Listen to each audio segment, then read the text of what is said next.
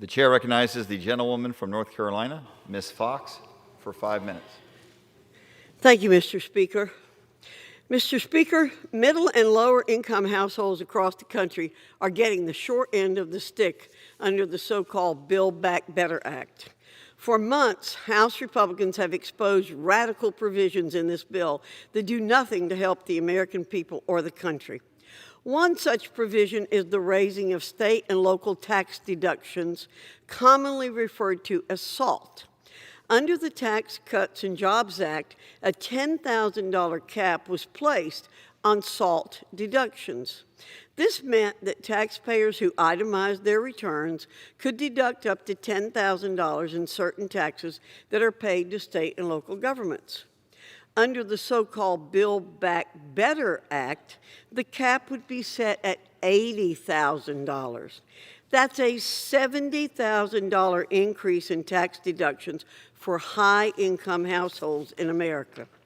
The Committee for Responsible Federal Budget estimates that raising the SALT cap to $80,000 equates to a gift of $625 billion in perpetuity to wealthy Americans. Speaker Pelosi was quoted as saying that raising SALT deductions is, quote, about which states get the revenue they need in order to meet the needs of the people, end quote. Mr. Speaker, that claim may sound appeasing to some, but not all members of the Democrat Party are sold. Jason Furman, the former chair of former President Obama's Council of Economic Advisors and current Harvard economist, calls this giveaway obscene. Representative Jared Golden, a Democrat from Maine who voted against the so-called Build Back Better Act, said he was concerned about tax giveaways to millionaires. Even Senator Bernie Sanders came out in staunch opposition to these proposed changes for the SALT cap. Noticing a pattern here? Consider who will be the people reaping these benefits. Here's a hint. It's not hardworking American families.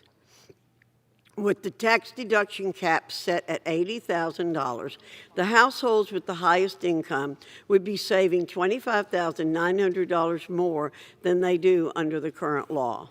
The Tax Policy Center found that this $80,000 cap would directly benefit the top 1% of households. Middle and lower income households will be left behind. With only 5.4% of households earning more than $200,000 per year in North Carolina, few people would receive this handout. Higher income states such as California, New York, and New Jersey have historically benefited from SALT cap deductions, with North Carolina being far removed from the conversation. Mr. Speaker, economic experts, Republicans, and even Democrat members of Congress agree that Washington has too much salt in its diet.